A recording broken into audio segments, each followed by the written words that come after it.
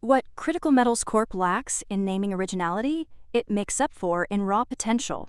In the grand scheme of things, it's inherently in the right place and time for opportunities. It's involved in mining exploration for critical metals, essential for magnet production, electrification, defense, and next-generation technologies in Europe and allied Western nations. Meaning it stands to benefit from strong regulatory support in Europe and North America and long-term demand driven by clean energy, high-tech manufacturing, and national security needs. Its core assets are the Tanbreeze project in southern Greenland and the Wolfsberg project in Carinthia, Austria, both currently in the exploration and evaluation stage. Critical Metals Corp also holds a 20% interest in the Weinebene and Eastern Alps lithium projects. Tanbreeze is a globally significant, permitted, rare earth elements (REE) asset and one of the world's largest hard rock REE deposits. It is distinguished by a very high proportion of heavy rare earth elements, approximately 27% of total rare earth oxides, which are more valuable and strategically important than light rare earth elements, typically targeted by competitors. The mineralization is hosted in a low radioactivity peralkaline igneous system within the Illimasok alkaline complex and includes zirconium, niobium, tantalum, gallium, and other critical metals, with very low uranium and thorium content. The resource base totals approximately 45 million tons of indicated and inferred resources at roughly 0.40% total rare earth oxides, with licensed production capacity of 500,000 tons per year. Recent drilling identified high-grade zones and significant gallium mineralization, enhancing byproduct potential. Modular processing, low waste levels, saleable byproducts, and relatively low initial capital requirements support an ESG-aligned development pathway. With China dominating global rare earth supply, Tanbreeze is positioned as a critical Western alternative, offering one of the few Western-aligned sources of heavy rare earth elements. So it's expected to benefit from strong regulatory support and long-term demand from commercial, clean energy, and defense applications. Now, Critical Metals has begun construction of a multi-use storage and pilot plant facility in Qeqertok, Greenland, an important milestone for advancing Tanbreeze toward pre-mining pilot operations.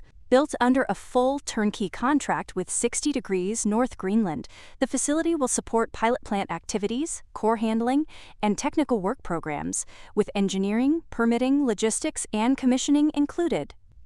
Designed specifically for Arctic conditions, the pilot plant section is expected to be ready for use by May 2026. CRML has also purchased a residential property in Qeqertok to serve as its local operational base. In parallel, Critical Metals has approved the acquisition of a fully turnkey integrated mobile geochemical analysis center from Bromet, representing an approximately $1 million investment. The mobile laboratory will be owned by Critical Metals and operated exclusively by trained Greenlandic personnel, with results overseen and validated by an independent accredited third party. The facility will incorporate a Bruker M4 Tornado Plus 26S Micro XRF system, enabling on-site, laboratory-grade rare earth element analysis in about 80 minutes, dramatically reducing assay turnaround times compared with off-site labs. The modular system consists of two customized 40-foot units, one dedicated to automated sample preparation and the other to climate-controlled XRF analysis and data processing. Designed for Greenlandic conditions, the mine-to-data workflow is expected to improve exploration efficiency, grade control, and real-time decision-making while reducing sample transport, costs, and environmental impact, aligning with ESG objectives. The lab will also support future drilling campaigns and resource evaluation under SEC Regulation SK 1300.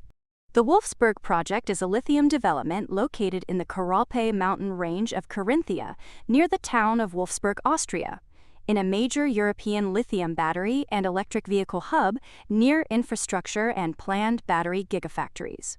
It comprises extensive exploration and mining licenses, with a goal to commence spodumene production around 2028 or 2029, subject to funding, approvals, and market conditions.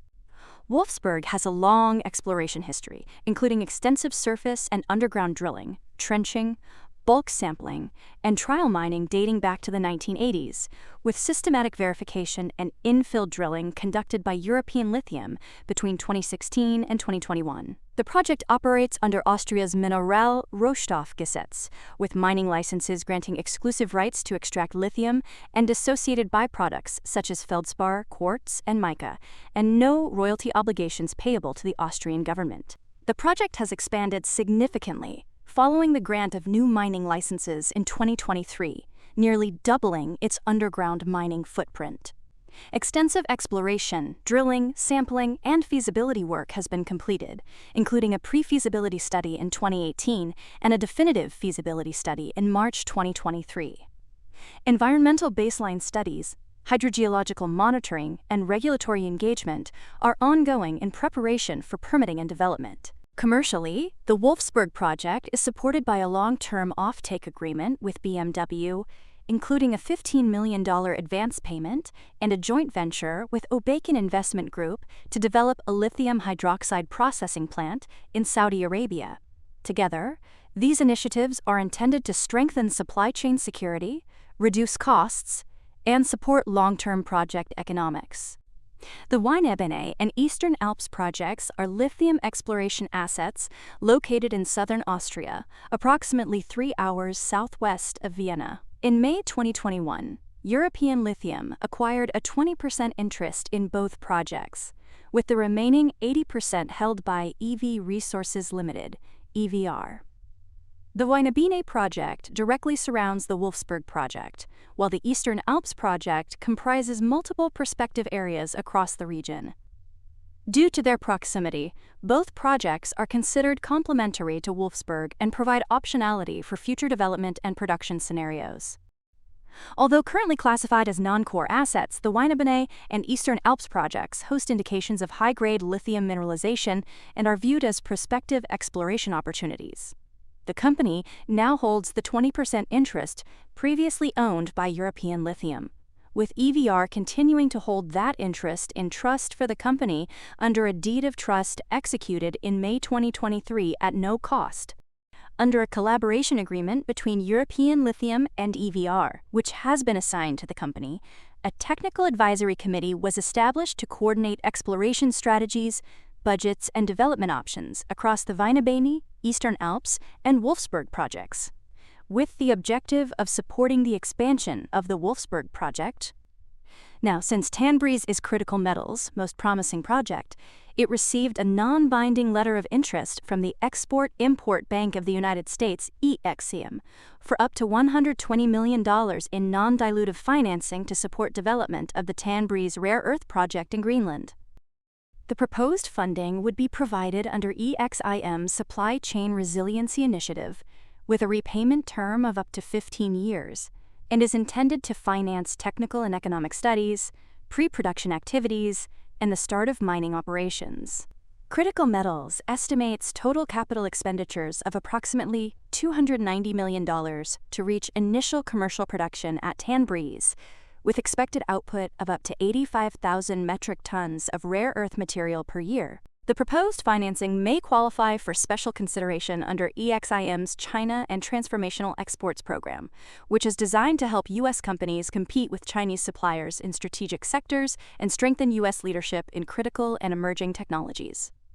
Herein lies one of the largest possible catalysts, as the Trump administration's interest in Greenland spurs on the possibility the U.S. government could take an equity stake in Critical Metals, giving the U.S. direct exposure to Tanbreeze. If such a deal were to be finalized, a $50 million conversion of a Defense Production Act grant could provide roughly an 8% stake. This potential investment would be separate from the $120 million U.S. Export-Import Bank loan under consideration to bring Tanbreeze to initial production by 2026. As for other deals or potential deals, Critical Metals and Eucor Rare Metals signed a non-binding letter of intent for a long-term offtake agreement to supply heavy rare earth feedstock from Tanbreeze. The proposed 10-year arrangement would provide Eucor with mixed rare earth carbonate or oxide, supporting its strategic metals complex in Alexandria, Louisiana, a facility backed by the U.S. Department of Defense and the state of Louisiana. Initial smaller volumes will be processed at Eucor's commercial demonstration facility in Kingston, Ontario. The supply agreement is intended to begin July 1, 2027, or upon Tanbreeze reaching commercial production, whichever occurs later. Execution of a definitive agreement remains contingent on due diligence, finalization of commercial terms, and regulatory approvals. Similarly, Critical Metals signed a letter of intent with RE Alloys Inc. for a multi-year rare earth offtake agreement. Under the proposed deal, Critical Metals would supply up to 15% of annual rare earth concentrate from its Tanbreeze project to RE Alloys, a U.S.-based full-cycle processor. When combined with the 10% offtake deal with Eucor, total committed production could reach up to 25% for U.S. customers. RE Alloys operates magnet manufacturing facilities in Ohio and the Hoydas Lake Rare Earth Project in Canada. Final agreements are subject to due diligence, commercial term finalization, and regulatory approvals.